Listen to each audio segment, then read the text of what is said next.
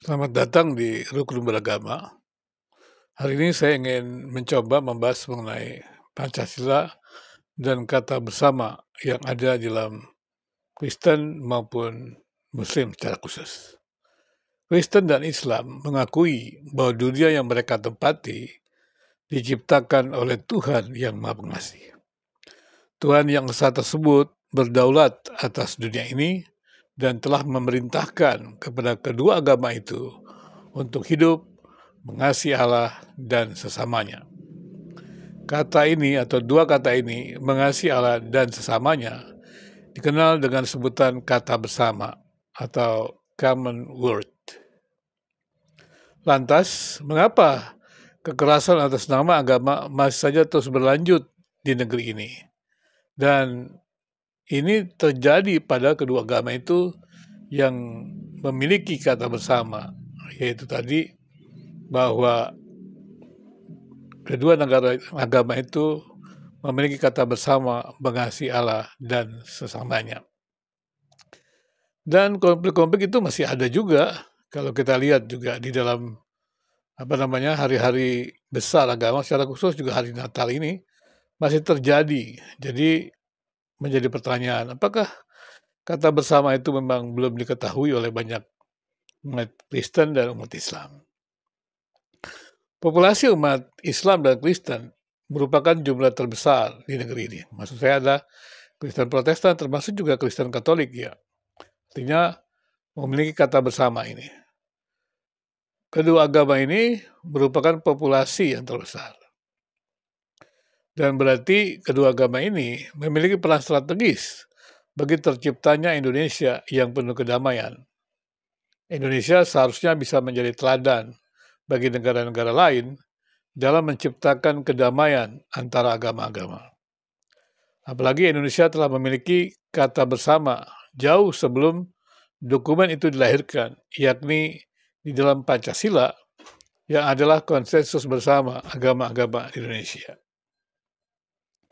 September 2007, bentuk akhir dari dokumen yang berisi sebuah persamaan di antara kami dan kamu yang digagas oleh 138 cendekiawan, ulama dan intelektual muslim diperlihatkan dalam sebuah konferensi yang diselenggarakan oleh Akademi Kerajaan dan Institut Al-Bait dengan tema Kasih di dalam Al-Quran. Dokumen yang menetapkan adanya kata bersama antara umat Islam dan Kristen ditandatangani oleh setiap denominasi dan kelompok pemikiran Islam. Setiap negara atau wilayah Islam besar di dunia terwakili dalam pesan yang disingkat menjadi kata bersama. Dan pesan tersebut ditunjukkan kepada pemimpin dan gereja di seluruh dunia. Dalam pesan tersebut juga dinyatakan bahwa sesungguhnya umat Islam dan Kristen sama-sama mengakui adanya Allah yang esa, dan kedua agama sama-sama diperintahkan untuk mengasihi Allah dan sesamanya. Kasihilah Tuhan Allahmu dengan segenap hatimu dan dengan segenap jiwamu. Dan kasihilah sesama manusia seperti dirimu sendiri. Bunyi kata bersama itu ada di dalam kedua kitab suci agama itu. Bunyi kata bersama itu sekali lagi ada dalam Bible atau Alkitab dan Al-Quran. Dan bukan merupakan usaha mengkompromikan ajaran agama-agama yang mereduksi nilai-nilai agama-agama itu.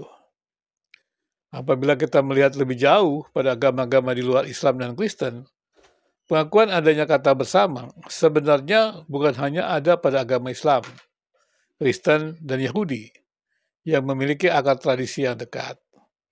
Namun juga terdapat pada agama-agama lain.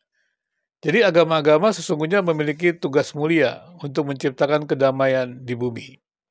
Sebagaimana dikatakan oleh Hans Kung, tidak mungkin ada kedamaian tanpa kedamaian di antara agama-agama. Sebagai seorang yang beragama, tidaklah patut kita berbicara tentang kedamaian tanpa berusaha untuk hidup damai dengan agama-agama lain.